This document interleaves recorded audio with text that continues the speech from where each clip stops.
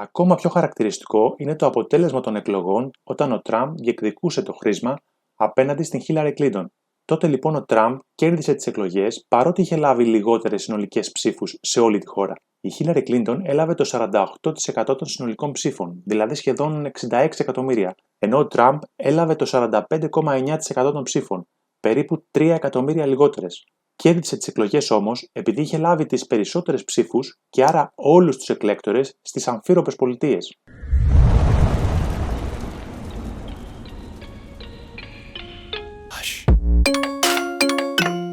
Πώς θα σας φαινόταν αν έβγαινε πρόεδρος των ΗΠΑ ο δεύτερος σε ψήφους? Κι όμως έχει γίνει αρκετές φορές. Το εκλογικό σύστημα των ΗΠΑ είναι περίπλοκο και μοναδικό. Σε αντίθεση με πολλά άλλα δημοκρατικά συστήματα, οι ΗΠΑ χρησιμοποιούν ένα συνδυασμό άμεσων και έμεσων εκλογών με διαφορετικά επίπεδα διακυβέρνησης και διάκρισης εξουσιών. Σε αυτό το βίντεο θα εξηγήσουμε πώς λειτουργεί η εκλογή του Προέδρου, τη σημασία της Γερουσίας, της Βουλής των Αντιπροσώπων, τον ρόλο του Κογκρέσου, καθώς και άλλες πτυχές της πολιτικής και νομοθετικής διαδικασίας στις ΗΠΑ. Ο Πρόεδρος των ΗΠΑ εκλέγεται κάθε 4 χρόνια, την 1η Τρίτη του Νοεμβρίου, μέσω ενός συστήματος που ονομάζεται εκλεκτορικό κολέγιο, σε αντίθεση με πολλές άλλες χώρες όπου ο αρχηγός του κράτους εκλέγεται με άμεση ψηφοφορία, το σύστημα των ΗΠΑ είναι έμεσο. Κάθε πολιτεία, ανάλογα με τον πληθυσμό της, έχει έναν ορισμένο αριθμό εκλεκτόρων. Υπάρχει ένα κατώτατο όριο εκπροσώπησης 3 εκλεκτόρων αναπολιτεία. Η Ουάσιγκτον, για παράδειγμα, που έχει πολύ μικρό πληθυσμό, δέχεται 3 εκλέκτορες, το ελάχιστο όριο. Οι εκλέκτορες διορίζονται κυρίως σε συνέδρια του κάθε κόμματος. Οι ψηφοφόροι σε κάθε πολιτεία δεν ψηφίζουν τον υποψήφιο πρόεδρο, αλλά τους εκλέκτορες, οι οποίοι εκπροσωπούν τον πρόεδρο που επιθυμούν. Οι εκλέκτορες, αφού εκλεγούν, στη συνέχεια ψηφίζουν εκείνοι τον πρόεδρο. Τα ονόματα των εκλεκτόρων συνήθως δεν εμφανίζονται στο ψηφοδέλτιο. Το κόμμα που θα κερδίσει τις περισσότερες ψήφους σε μια πολιτεία κερδίζει όλους τους εκλέκτορες. Και έτσι όλες οι ψήφοι των εκλεκτόρων για αυτή την πολιτεία πηγαίνουν στο κόμμα που λαμβάνει τις περισσότερες ψήφους. Ένας υποψήφιος πρέπει να κερδίσει τουλάχιστον 270 εκλέκτορες από το σύνολο των 538 για να εκλεγεί πρόεδρος. Εάν κανένας υποψήφιος δεν φτάσει στο όριο των 270 εκλεκτόρων, τότε η Βουλή επιλέγει τον πρόεδρο και η Γερουσία τον αντιπρόεδρο. Τον Δεκέμβριο οι εκλέκτορες ψηφίζουν για τον πρόεδρο και τον αντιπρόεδρο και αναμένεται να ακολουθήσουν τη λαϊκή εντολή της πολιτείας τους. Οι ψήφοι καταμετρώνται σε κοινή συνεδρίαση του Κογκρέσου και ο πρόεδρος εκλέγεται επίσημα.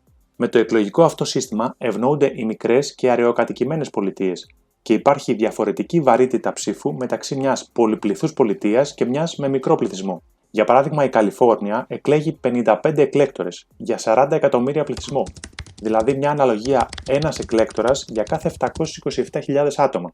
Ενώ το Wyoming με πληθυσμό 580.000 άτομα εκλέγει 3 εκλέκτορες, δηλαδή μια αναλογία ένας εκλέκτορας για κάθε 193.000 άτομα. Το πλεονέκτημα αυτού του τρόπου εκλογής είναι πως προβλέπεται αυτό το ειδικό βάρος για τις μικρότερες πολιτείες, κάτι που αποτελεί βασική αξία για το Αμερικανικό Σύνταγμα. Για παράδειγμα, η Καλιφόρνια διαθέτει το 12,03% του πληθυσμού των ΗΠΑ, ενώ στο σώμα των εκλεκτόρων οι 55 ψήφοι της αντιπροσωπεύουν το 10,22% του συνόλου, κάτι που κάνει το σύστημα πιο δημοκρατικό. Στην πράξη, οι πολίτες ψηφίζουν για τον εκλέκτορα, ο οποίος υπόσχεται να στηρίξει τον εκλεκτό του κόμματος που επιλέγουν. Το μεγάλο μειονέκτημα είναι ότι επειδή σε κάποιες πολιτείες το αποτέλεσμα είναι βέβαιο, οι υποψήφοι δεν κάνουν προεκλογικό αγώνα και οι πολίτες δεν έχουν διάθεση συμμετοχής. Στον χάρτη απεικονίζονται οι επισκέψεις που πραγματοποίησαν οι υποψήφοι των Δημοκρατικών Τζον Κέρι καθώς και των Ρεπουμπλικανών Τζορτζ Μπους σε όλη την Αμερικανική επικράτεια κατά την προεκλογική εκστρατεία το 2004. Κάθε σύμβολο στο χάρτη αναπαριστά μια επίσκεψη από τον κάθε υποψήφιο. Επιπλέον, σε αυτό το χάρτη, κάθε δολάριο αντιστοιχεί σε $1.000.000 που ξοδεύτηκαν σε τηλεοπτικές πολιτικές διαφημίσεις από τα 2 μεγάλα κόμματα την ίδια χρονική περίοδο. Είναι ξεκάθαρο ότι οι υποψήφοι επικεντρώθηκαν σχεδόν εξ ολοκλήρου στα λεγόμενα swing states, δίνοντας ιδιαίτερη προσοχή στην Πενσιλβάνια, το Οχάιο και τη Φλόριδα που αντιπροσωπεύουν σημαντικό αριθμό εκλεκτόρων.